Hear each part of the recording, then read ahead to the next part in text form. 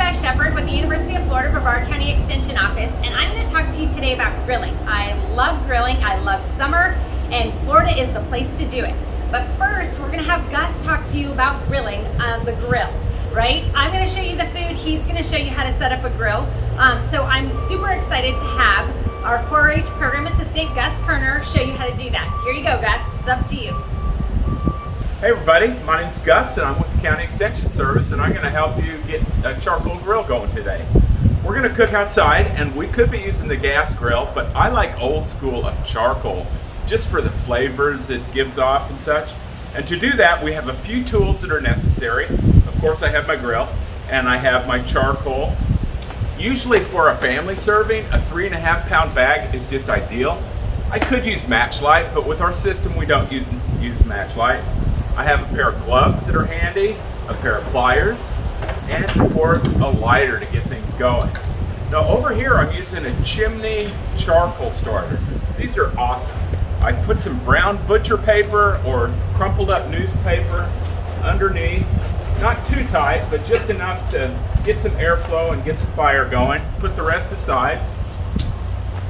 Then I'm going to open up my grill, my charcoal. I can just put that in there because it's going to burn in a few minutes.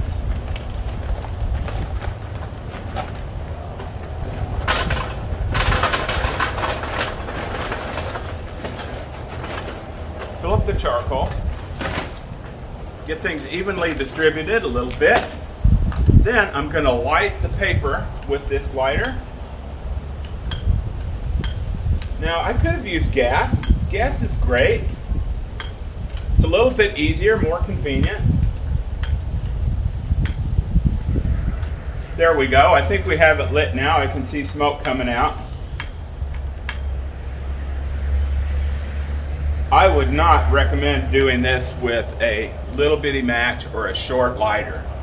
So let's wait a little bit and see how soon this charcoal will get ready to use. All right, everybody, we're back. It's been about 15 or 20 minutes since we got our chimney charcoal starter going, and I'm getting ready to dump it out into the grill and then put the grill cover or the grate on. Before I do that, I want to make sure and spray it with some non-stick spray. I could do this while it's on the grill, but it will cause a flare-up if you do that. So I'm just going to hold it where it's not going to hurt anything and just get that going. Have that ready on hand. Put on my gloves. Safety first, right? A few tools I have to move the coals around. I just have a few garden tools that may come in handy. So I'm going to spread this out on a stand back. Make sure I don't have any young kids, pets, or combustibles nearby. And I'm going to open this up and the coals fall out on the bottom. Then I'm going to set this in a safe area and use my shovel or tongs or whatever is appropriate to move these hot coals around. I don't want too much heat in one area,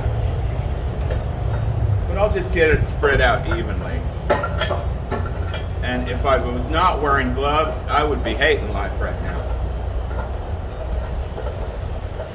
We may have to move these around depending on how the cooking is going, but we can cross that bridge when we come to it.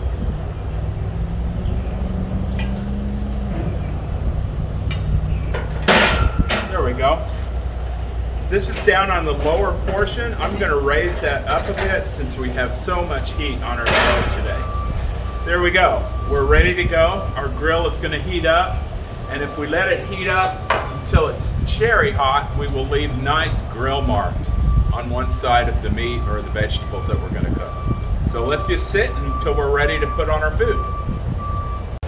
Thank you so much, Gus, for all that great information. Now that you've got your grill started, let's start working on our recipes. I've got 3 recipes or 3 foods that I'm going to show you on the grill today. The first one is our pork chops, and I do a really simple thing with the pork chops on the grill. All I do is really put a dry rub on them.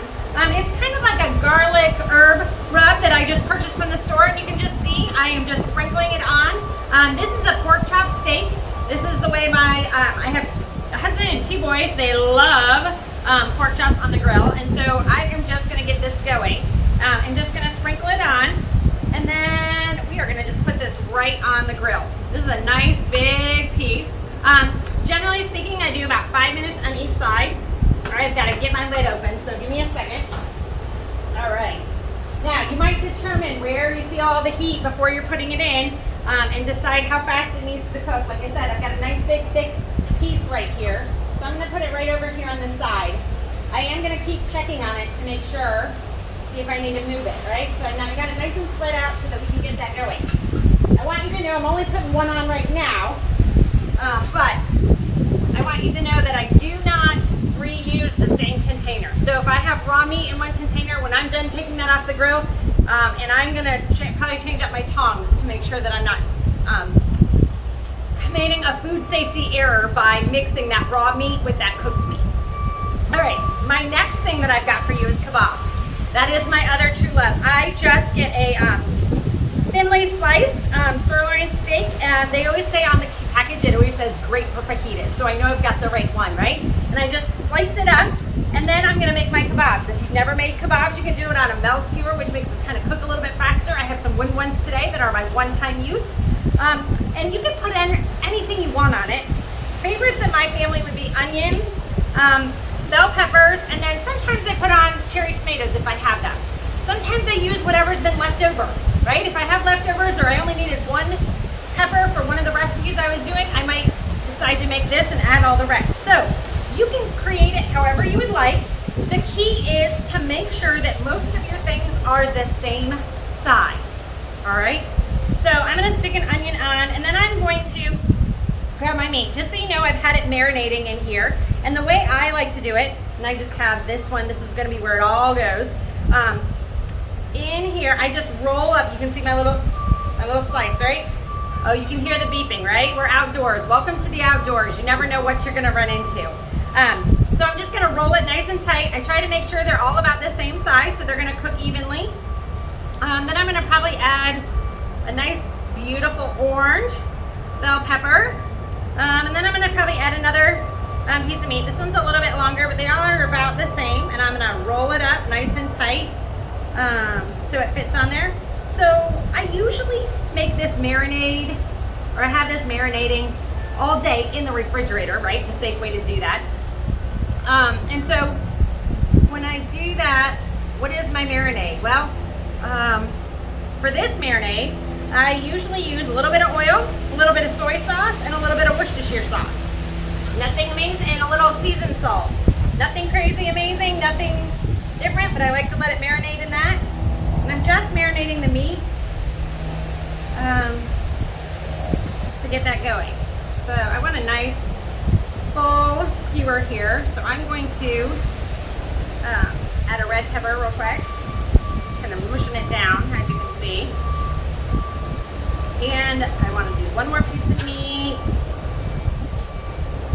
And then I'm going to top it on the other side with another onion, right? I love, these are one of my favorite things to make. They're so colorful. And so then I have it in this container for right now and a new container when I'm done, right? So that's kind of where we are for that recipe. I'm gonna move to this next recipe, but I'm gonna take a quick break and wash my hands real quick. All right, now that I've got that ready, normally I would make a whole batch of them, but for today, I'm just showing you all the different things you can do. I am going to put that kebab on right there, nice and lovely, right? I am going to also check my pork chop real quick. Use a little more on that side. So we're good on that side. Kebab is starting out. We know that the kebab is going to take a shorter time to cook than it would than the pork chop, but now we're moving to our asparagus, which is going to probably take the least amount of time. All right, so with the asparagus, I am going to, out of my handy dandy wrap, make a little bowl, all right?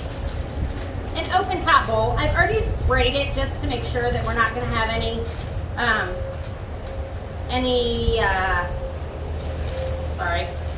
sticking. because I also don't want my asparagus falling down in. You could do asparagus directly on, and some people do that. I know I do sometimes with my, but you want to make sure it's not going to fall down in, because then that makes a total mess, and that's not what we're looking for, right? So I've got my asparagus on here. I think I did it the right length. Pretty close to the right length, right? And I'm just going to sprinkle a little bit of olive oil on that. Sprinkle. It's not going to sprinkle. It's not sprinkled. It's going to pour a little bit on the top. And then you can add whatever other seasoning you might want. I'm just going to add a titch, not that that's a real formal cooking word, let's be clear. A tinge of salt, just to give it a little bit there. There we go. All right, and now I'm going to bring this on over to my grill as well. Careful as you put things down. So I've got all of this cooking. I still need the other a little bit longer, so I'm going to let it go and I'm going to let it grill, and I'll be right back with you. All right, now that we've had a little bit of time for this to cook, we are ready to pull it off the grill. This asparagus looks, testing it, lovely. I cannot wait. Actually, I'm not gonna lie. I already tasted a little. It's amazing. And I didn't do very much to it. It's just grilled vegetables just have a taste all of their own. And if you haven't done that, you are missing out. And so I encourage you to do that. So those asparagus, they look amazing and good. I don't know. Can you see them good enough? I don't know. All right, perfect. So now I am going to pull off my kebab next. That kebab looks beautiful. You can see, still got a little dripping, but you can see that my vegetables are nice. Oh, you know I was dripping because I was squeezing the tomato. That was not smart on my part. But you can see the grill marks on your on the vegetables. My meat is all the way done. I just checked that one. And so we are good to go on that. And for my last one, well, let me just show you. When you're checking the temperature of meat, we want you to really put it into the thickest part. When I'm looking at it, my thickest part is right down here. I'm trying to get it nice in there because I want to get to the center of it, right? And so I am going to check it. I am making sure that pork chop is a whole cut of meat, so it has to be at 145. We are at 145. Looks amazing, amazing color. You can see a little bit of that charring on the sides. If you wanted to, you could leave it on this side to just get a little bit more dark if you wanted to on that side. But we have hit that minimum temperature and we are good to go. Like I said, clean plates. You never want to put it back into the same container you had the raw meat. Looks amazing. And I am ready to go have a picnic. I hope you guys enjoyed this grilling video. I hope you learned a little bit, and maybe you're gonna try some of these recipes because they're amazing. Have a great day.